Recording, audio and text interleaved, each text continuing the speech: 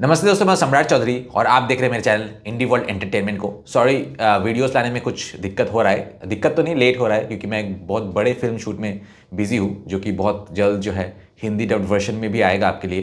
खैर, वैसे तो बहुत सारे वीडियोस जो कि व्लादिमीर पुतिन के विजिट के मैं रशियन मीडिया से शेयर कर चुका हूँ पहले भी, जब विजिट होते थे। और रशियन लोगों के जो ओवरऑल रिएक्शन है वो तो ऑब्वियसली सेम टाइप के ही रहते हैं, अच्छे वाले ही रहते हैं। इस बार मैं सोचा कि थोड़ा यूक्रेन मीडिया की जो जेलस रिएक्शन है वो दिखाता हूँ। और टाइटल में इन्होंने लिखा है कि तुपिन, पुतिन की जगह तुपिन लिखा है। तो क्योंकि ये ऑटोमेटिकली ट्रांसलेटेड है इंग्लिश में, तो एक्चुअली तुपिन मतलब जो बेसिकली तूपी जो होता है वो रशियन में स्टूपिड को बोला जाता है। आपको बहुत सारे लोगों को तो पता है जो मुझे पहले फॉलो करेंगे, मुझे बहुत अच्छे से रशियन आता है। तो तुपिन मतलब जो है बेवकूफ़, और लिखा है कि तुपिन जो है वो मोदी से भीख मांगने गए हैं कि हमारा तेल खरीद लो। ये यूक्रेन का नैरेटिव है, जो कि ये पाकिस्तान और यूक्रेन जैसे दो नल्ले हैं, सेम सेम खेत के ही मूली हैं। तो वो सब यही करते रहते हैं, खुद का तो कुछ है नहीं, दूसरे के जो है दूसरों को मजाक उड़ाने में बिजी है। और वो भी किसका मजाक उड़ा रहे हैं? पुतिन, जो मतलब खुद की अगर उड़ता तीर जो है अपने पिछवाड़े में लेने का कोई ट्यूटोरियल हो तो वो यूक्रेन से लेना चाहिए। आई डोंट नो, मतलब व्लादिमीर पुतिन जो है दूसरे अपने समालोचकों की जो ओपिनियन है ज़्यादा सीरियसली लेते हैं, तो इसलिए फुल फोर्स में गए नहीं है यूक्रेन के अगेंस्ट। मैं तो बहुत दिन से चाहता हूँ कि फुल फोर्स में जाओ यूक्रेन के अगेंस्ट, क्योंकि इनको मतलब कुत्ते का दुम जो है कभी सीधा नहीं होता है। खैर, इस वीडियो में जो है हम यूक्रेन मीडिया की और लोगों की रिएक्शन देखते हैं। So let's start.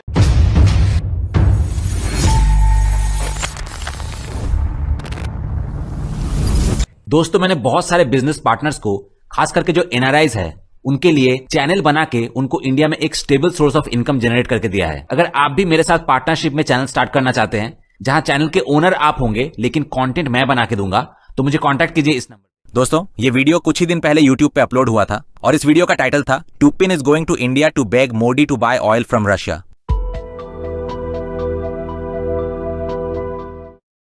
Говорят, кремлевский диктатор планирует визит в Индию. कहा जा रहा है कि क्रेमलिन का तानाशाह 5 दिसंबर को भारत की यात्रा की योजना बना रहा है। बाहरी बाजार दरकने लगते हैं, तब जरूरी देश को मुस्कुराहट के साथ पुकारा जाता है और उनसे कम वह हिस्सा खरीदने को कहा जाता है जिसे कहीं और बेचा नहीं जा सकता।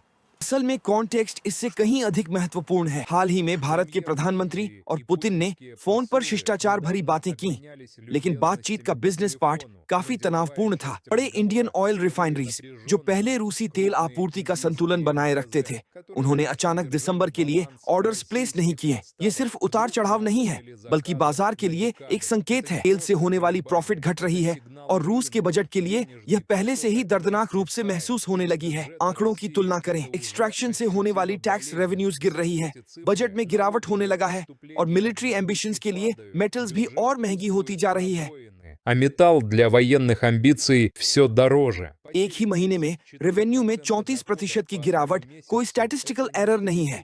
ये वॉर इकोनॉमी में एक दरार है। वे कहते हैं सब कुछ ठीक है, सब कुछ पूरी तरह सुरक्षित है, कोई घबराहट नहीं है। अमेरिका स्थिति को समझता है और डिप्लोमेटिक एवं इकोनॉमिक प्रेशर डाल रहा है। भारत के लिए टैरिफ कम करने की बातें, ट्रेड प्रेफरेंसेस पर चर्चा, यह ऐसे टूल्स हैं जो रिस्की पार्टनर्स को छोड़ने का निर्णय थोड़ा मीठा बनाने के लिए उपयोग किए जाते हैं। नई दिल्ली के लिए संदेश साफ है, सस्ते तेल से मिलने वाले शॉर्ट टर्म प्रॉफिट और वेस्ट के साथ दोस्ती से मिलने वाले लॉन्ग टर्म बेनिफिट्स में से चुनाव करो। अमेरिकन स्ट्रैटेजी ट्रांसपेरेंट और प्रैग्मेटिक है। Американская игра прозрачна и прагматична. Слушайте, सुनो, अगर मैं राष्ट्रपति होता तो यह कभी नहीं होता। रूस यूक्रेन पर हमला नहीं करता। तो भारत यात्रा के परिणाम स्वरूप हमें क्या मिलने वाला है? В Индию много взаимных कई म्यूचुअल कॉम्प्लीमेंट्स, साथ में तस्वीरें और इटर्नल फ्रेंडशिप की घोषणाएं होंगी। लेकिन रियलिटी ये है कि इंडियन ऑयल बिजनेस सावधानी बरतेगा। ट्रेड का एक हिस्सा ग्रे जोन में जाएगा, दूसरा हिस्सा ऑल्टरनेटिव मार्केट्स की ओर मुड़ेगा और रूसी खजाने को होने वाले वास्तविक नुकसान आने वाले क्वार्टर्स में दिखाई देंगे। यह सौदों को लंबा खींचने और तेल की पाइपलाइन बनाए रखने की कोशिश है, लेकिन इकोनॉमिक रियलिटीज, बाहरी दबाव और मार्केट कैलकुलेशंस क्रेमलिन के एग्रेसर्स के खिलाफ काम कर रही हैं। जितना अधिक यह खेल चलेगा, उतना ही स्पष्ट होगा कि डिप्लोमेटिक परफॉर्मेंसेस रियल मनी और ग्लोबल मार्केट में स्टेबल बायर्स की जगह नहीं ले सकता। настоящих денег в бюджет и устойчивых покупок на мировом рынке. Я уж утомил, извините, наверное. Нет, вы только начали. можем ли мы сегодня говорить, что क्या हम आज यह कह सकते हैं कि रशियन फेडरेशन की इकोनॉमी वास्तव में स्ट्रक्चरल स्लोडाउन के चरण में प्रवेश कर रही है, जहां विकास की गति उस स्तर से नीचे है जो इन्फ्लेशन के प्रभाव की भरपाई के लिए आवश्यक है? Все даже намного... स्थिति इससे भी कहीं अधिक खराब है। यह केवल टेक्निकल ठहराव नहीं है। जैसा पहले इस बेयर बैंक के हेड हरमन ग्रेफ ने कहा था, यह ग्रोथ रेट्स का शून्य पर आना भी नहीं है, यह एक फुल रिसेशन है। और यही वह बात है जो मैंने पिछले वर्ष की शुरुआत में कही थी कि यह वर्तमान वर्ष की शुरुआत में अवश्य घटित होगी। अब बिल्कुल वही हो रहा है जिसकी मैंने अपने ब्रॉडकास्ट्स में चर्चा की थी। आपके चैनल पर इसे अब उस सेंटर द्वारा पुष्टि मिली है, centre for macro economic analysis, जिसका नेतृत्व रूस के रक्षा मंत्री के भाई दिमित्री बेलोसोव करते हैं। उन्होंने अभी जनवरी से सितंबर तक की लेटेस्ट रिपोर्ट पब्लिश की है और वही कंक्लूजन्स निकाले हैं जो मैंने पिछले वर्ष गर्मियों और ऑटम में कहे थे कि 2024 से लगभग मई जून के समय से रशियन इकोनॉमी ठहराव से गिरावट के चरण में प्रवेश कर गई और यह गिरावट अब इकोनॉमी के सिविलियन सेक्टर्स में व्यापक रूप से फैल रही है और विशेषकर जून से अर्थव्यवस्था लगातार नकारात्मक दिशा में जा रही है। It is falling. Планомерно уходит в минус, падает. इसके तुरंत बाद हम देखते हैं कि रशियन एकेडमी ऑफ साइंसेज के नेशनल इकोनॉमिक फोरकास्टिंग इंस्टीट्यूट, जो सत्ता के प्रति अत्यधिक वफादार और सरकार के बेहद करीब है तथा सीधे बजट से बजट प्राप्त करता है, उसने भी सेम कंक्लूजन पुष्टि किए हैं। उन्होंने रोसस्टैट के आंकड़ों का अपनी मेथोडोलॉजी से एनालाइज किया और यह निष्कर्ष निकाला कि वर्ष की शुरुआत से इकोनॉमी लगभग 0.2 से 0% तक गिर चुकी है। रूस अब मूल रूप से ठहराव और इन्फ्लेशन की सीमा पर खड़ा है क्योंकि इन्फ्लेशन लगातार ऊंची है। एकाधिकार वाली कंपनियों के टैरिफ बढ़ रहे हैं, गैस और बिजली महंगी हो रही है, फ्यूल क्राइसिस है, पेट्रोल के दाम बढ़ रहे हैं, टैक्सेस बढ़ रहे हैं, प्रोडक्शन कॉस्ट बढ़ रही है और प्रोडक्शन कम हो रहा है। वास्तव में यह गिरावट 1.5 साल से भी अधिक समय से जारी है और निरंतर बढ़ रही है, जिसके साथ कई दुष्प्रभाव उभर रहे हैं। पेमेंट क्राइसिस, भारी नुकसान। नई स्टैटिस्टिक्स बताती है कि रूस के बड़े और मीडियम साइज्ड रशियन बिजनेसेस की लगभग 37% प्रॉफिट्स डेवलपमेंट, इन्वेस्टमेंट्स, सैलरीज या प्रोडक्शन एक्सपेंशन के लिए नहीं, बल्कि सिर्फ लोन्स चुकाने और इंटरेस्ट पेमेंट्स में जा रही है, जो कर्ज की अत्यधिक ऊंची लागत के कारण बहुत अधिक है। Стоимости долга, но по большому счету это все ближе и ближе к... लेकिन कुल मिलाकर बात यह है कि स्थिति लगातार डिफॉल्ट की समस्या के और अधिक करीब पहुंच रही है। Russian union of industrialists and entrepreneurs के अनुसार जिन कंपनियों का रेवेन्यू पूरे रूसी बिजनेस के लगभग 1/3 के बराबर है, वे आज अपने कर्ज चुका पाने में असमर्थ हैं, यानी वे टेक्निकल डिफॉल्ट की स्थिति में पहुंच चुकी हैं। इसके आगे ऑर्डिनरी डिफॉल्ट, फिर बैंक्रप्सी और अंततः फुल नॉन पेमेंट क्राइसिस आता है और इस दिशा में रूस फिर 90 के दशक जैसी स्थिति की ओर जा रहा है। साथ ही याद दिला दूं, रूस का सबसे बड़ा राज्य बैंक एस्बर बैंक, जिसका नेतृत्व हरमन ग्रेफ करते हैं, उसने रिटेल सेल्स और ओवरऑल डोमेस्टिक डिमांड के स्टैटिस्टिक्स जारी किए हैं। यह demand budget injection, money printing, emission, military spending और डिफेंस इंडस्ट्री में कॉन्ट्रैक्ट पेमेंट के माध्यम से आर्टिफिशियल रूप से बढ़ाई गई थी। मांग बढ़ी लेकिन सप्लाई नहीं, क्योंकि प्रोडक्शन कैपेसिटी थी ही नहीं। नए प्रोडक्ट्स बनाने के लिए रिसोर्सेज नहीं थे। उनके अनुसार लगातार 7 क्वार्टर्स, लगभग 2 साल से रिटेल बिजनेस रियल टर्म्स में गिर रहा है, वह भी तब जब इसे रोसस्टैट और इकोनॉमी मिनिस्ट्री द्वारा दर्ज ऑफिशियल इन्फ्लेशन के आंकड़े 8%, पहले 11% को घटाकर आंका जाए, जबकि वास्तविक इन्फ्लेशन इससे कई गुना अधिक 20% से ऊपर है। которая там составляет около 8%, там сейчас раньше было 11%, реальная инфляция в разы выше 20%.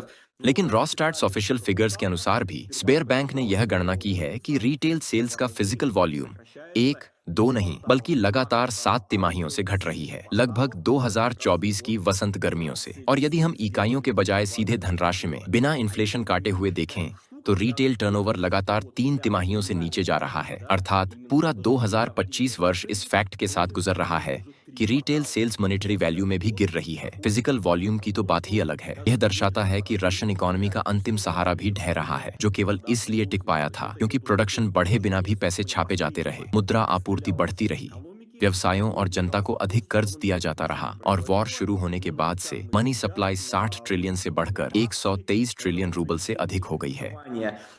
Бизнеса, населения, когда денежная масса с начала войны выросла более чем в 2 раза. अब तक कुछ डिमांड मौजूद थी जो पूरी व्यवस्था को खींचे हुए थी और यह इल्यूजन पैदा कर रही थी जैसे अर्थव्यवस्था बढ़ रही हो। यह सिर्फ एक महंगाई जनित झाग था यानी अब संकट को छुपाया नहीं जा सकता। स्पेयर बैंक, रूसी विज्ञान अकादमी का राष्ट्रीय आर्थिक पूर्वानुमान संस्थान और VEBRF जैसी बड़ी सरकारी निगम सब यह स्वीकार कर रहे हैं कि रूस मंदी में है। फर्स्ट क्वार्टर में 0.4% गिरावट मौसम और कैलेंडर फैक्टर्स समायोजित कर, सेकेंड क्वार्टर में भी वही 0.4% और थर्ड क्वार्टर में वृद्धि 0 या उससे भी कम रही। यहाँ तक कि केंद्रीय बैंक के अनुसार भी चौथी तिमाही में स्थिति और बिगड़ेगी तथा गिरावट जारी रहेगी। इसलिए यह कहना कि मंदी सिर्फ संभावना या भविष्य का खतरा है, गलत होगा। मंदी पहले से चल रही है। सरकारी अधिकारी खुलकर नहीं बोल सकते क्योंकि उन्हें पुतिन से सजा मिल सकती है, फायर तक किया जा सकता है या गद्दारी तक का आरोप लग सकता है। परंतु क्रेमलिन समर्थक मैक्रो इकोनॉमिस्ट्स जो आंकड़ों और आर्थिक तरीकों से काम करते हैं अच्छी तरह समझते हैं कि सभी संकेत बताते हैं इकोनॉमी गिर रही है और गिरावट तेज होती जा रही है। Они прекрасно понимают, что на самом деле все индикаторы показывают, что экономика находится в минусе и падает. Причем с ускорением. 0. Все только в минус пошло.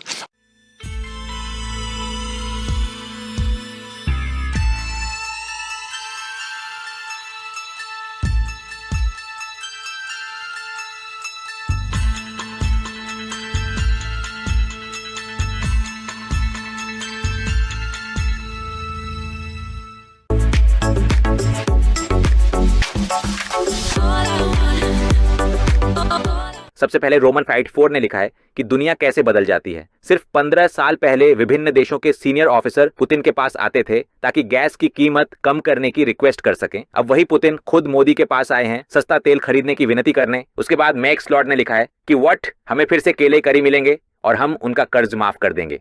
उसके बाद जॉब 341 की डोरीज ने लिखा है कि पुतिन हर जगह गड़बड़ कर चुके हैं, भगवान यूक्रेन को धैर्य दे, रूस का एंडिंग अब होने वाला है। उसके बाद साइप्रस ने लिखा है कि पुतिन ने कहा मेरा तेल खरीद लो प्लीज। फिर मोदी ने कहा इससे मुझे क्या मिलेगा? तब पुतिन ने कहा मैं तुम्हारा डिस्को डांसर बन जाऊंगा। उसके बाद लव ने लिखा है कि जहां भी फेंको हर जगह कोई ना कोई बॉटलनेक है। उसके बाद जोसेफ लाग्रेंज ने लिखा है कि जल्द ही अफ्रीका में नई तकनीकें डेवलप्ड होंगी और 25 साल बाद भी बोटॉक्स स्ट्रेटेजिस्ट तेल और गैस को सोने की बोरी की तरह संभालने में लगा रहेगा। What a master.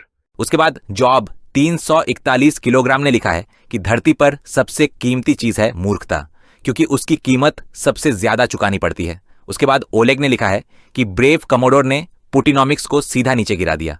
उसके बाद लांगे पास ने लिखा है कि रशिया, इंडिया ये कोई इकोनॉमी नहीं है बल्कि एक गैदरिंग सिस्टम है, जैसे किसी प्रिमिटिव कम्युनल सिस्टम में होती है, और सोशल स्ट्रक्चर भी बिल्कुल वैसी ही है। उसके बाद इगोर फ्रोलोव ने लिखा है कि पुतिन भारत जा रहा है भीख मांगने, लेकिन सोचता हूं वो मरने कहां जा रहा है। उसके बाद के टोटोनियन ने लिखा है कि बाहर से देखने पर यह ऐसा लगता है जैसे कोई जुआरी जो जियोपॉलिटिकल पोकर खेलते खेलते अपना पूरा पैसा उड़ा चुका है, अब अपने दोस्तों के पास जा रहा है, अपनी फ्लैट से कुछ भी बेचने की कोशिश कर रहा है ताकि वह कम से कम एक बार फिर जीतने की कोशिश कर सके। उसके बाद यूडियो सॉल्यूशंस ने लिखा है कि सॉवरेंटी सबसे महत्वपूर्ण चीज है, तो अब हमें चीन से लेकर भारत तक घुटनों के बल रेंगना पड़ रहा है। उसके बाद जेकब अकीब ने लिखा है कि the double will fly again. उसके बाद वाइटली शिट्समैन ने लिखा है कि दुनिया भर में एक एग्ज्यूम्ड कॉर्प्स को कोई भी जो चाहे उसे जमीन पर पटक सकता था। उसके बाद अलेक्जेंडर सेमेनोव ने लिखा है कि केवल रशियन ही अपनी समस्याएं पैदा कर सकती है और उन्हें साहस के साथ पार कर सकती है। उसके बाद कॉन्टिकी ने लिखा है कि जो भी बंकर सुझाव दे वैसे भी भारत में कोई सूटकेस में गंदगी नहीं करेगा। उसके बाद German shepherd in a private home ने लिखा है कि स्लेव्स पे। उसके बाद बोरिस चगाई ने लिखा है कि everyone is in trouble except the warring parties. उसके बाद कैक ओमेंडोर ने लिखा है कि बाय एन एलिफेंट। उसके बाद BAF ने लिखा है कि कल पुतिन तेल 3 रूबल में बेच रहे थे, लेकिन आज वह बहुत सारा तेल बेच रहे हैं लेकिन 5 रूबल में। उसके बाद राहुल सूट ने लिखा है कि is Asia almost a Russian land. उसके बाद फ्रेंकाली ने लिखा है कि मोदी को रूस को छोड़ देना चाहिए, तब सब कुछ ठीक हो जाएगा। उसके बाद वर्ल्ड ट्रैवलर ने लिखा है कि 2014 से मैंने आपके चैनल पर सिर्फ यही सुना है कि रूसी बजट जल्द ही गिरने वाला है और पूरा रूस जल्द ही पूरी तरह तबाह हो जाएगा, लेकिन किसी तरह ये कभी नहीं होता। यूक्रेन को जय हो। उसके बाद बिग बेन ने लिखा है कि तुम बिल्कुल झूठ बोल रहे हो, रूस की इकोनॉमी ने पहले ही Japan, Germany, Jupiter, Mars, retirement age, US dollar and Chinese Moskvich को भी पार कर लिया है। उसके बाद लंगे पास ने लिखा है कि Trump's scenario with Modi would not work, Modi doesn't play the saxophone. उसके बाद विटाली शिट्समैन ने लिखा है कि glory to Zelensky, the best president of the world. उसके बाद जाइकिन अलेक्जेंडर ने लिखा है कि and then they will resell them to the West, strategic weapons का ट्रेड आखिर कैसे किया जा सकता है। उसके बाद नेहवात बिल्टर्नर ने लिखा है कि और पुतिन नया military equipment northern military district में नहीं लाना चाहते, लड़के 1970 के दशक के उपकरणों से लड़ रहे हैं और अक्सर उससे भी पुराने। उसके बाद ज़ीको ने लिखा है कि आर्मेनिया भारत के माध्यम से एक नया फेथफुल फ्रेंड चाहता है। उसके बाद वालेरी ओल्खोव्स्की ने लिखा है कि कोई कहीं कुछ नहीं ला रहा है, दुनिया के बेहतरीन हथियारों के लिए लाइनें लगी हुई हैं।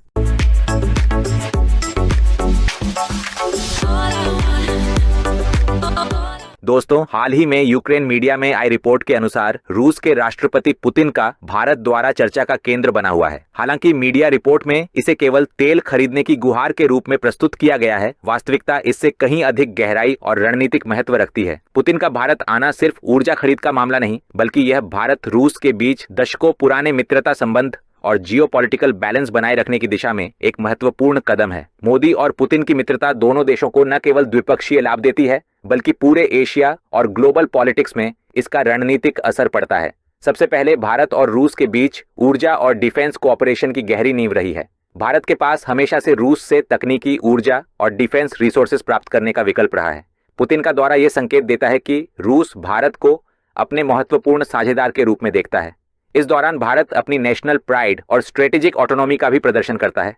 मोदी पुतिन की मित्रता यह सुनिश्चित करती है कि भारत अपनी ऊर्जा सुरक्षा और रक्षा आवश्यकताओं के लिए भरोसेमंद और दीर्घकालिक सहयोगियों के साथ जुड़ा रहे। जियोपॉलिटिकल पर्सपेक्टिव से देखें तो ये द्वारा केवल द्विपक्षीय संबंधों तक सीमित नहीं है। वैश्विक शक्तियों के बीच संतुलन बनाए रखना भारत के लिए अत्यंत महत्वपूर्ण है। पुतिन के दौरे से भारत यह स्पष्ट संदेश देता है कि वह किसी भी बाहरी दबाव में अपने राष्ट्रीय हितों से समझौता नहीं करेगा। मोदी पुतिन की दोस्ती और सामरिक समझौते जैसे कि तेल, गैस, परमाणु ऊर्जा और रक्षा क्षेत्रों में सहयोग ये दिखाते हैं कि भारत अपनी ऊर्जा और सुरक्षा रणनीति में पूर्ण रूप से स्वतंत्र है और किसी भी शक्ति के दबाव में नहीं आता। इसके अलावा यह द्वारा एशिया और अंतर्राष्ट्रीय स्तर पर भी महत्व रखता है। रूस के साथ भारत की घनिष्ठ मित्रता चीन और पश्चिमी देशों के बीच संतुलन बनाए रखने में मदद करती है। मोदी पुतिन संबंध भारत की ग्लोबल रोल को सुदृढ़ करते हैं, क्योंकि यह दिखाता है कि भारत न केवल अपनी स्ट्रेटेजिक डिसीजन मेकिंग एबिलिटी बनाए रखता है, बल्कि एशिया और विश्व स्तर पर स्थिरता के लिए जिम्मेदार साझेदार है। पुतिन का भारत आना और दोनों नेताओं की बातचीत global energy crisis, defence cooperation and strategic partnership के लिए नए अवसर पैदा करती है। अल्टीमेटली पुतिन का भारत द्वारा सिर्फ तेल सौदे तक सीमित नहीं है, यह भारत और रूस के बीच लंबे समय से चले आ रहे संबंधों की मजबूती, मोदी की दूरदर्शिता और पुतिन की भारत में विश्वास का प्रतीक है। यह द्वारा भारत की strategic autonomy, security policy and global diplomacy में उसकी बढ़ती भूमिका को स्पष्ट करता है। ऐसे में इसे केवल तेल खरीदने की गुहार के रूप में देखना केवल एक टनल विजन होगा। वास्तव में यह द्वारा दोनों देशों के बीच दोस्ती, भरोसा और एशिया में शक्ति संतुलन बनाए रखने की एक निर्णायक रणनीति का हिस्सा है। दोस्तों, आज के लिए बस इतना ही। मिलते हैं आपसे अगले वीडियो में। Till then, good bye.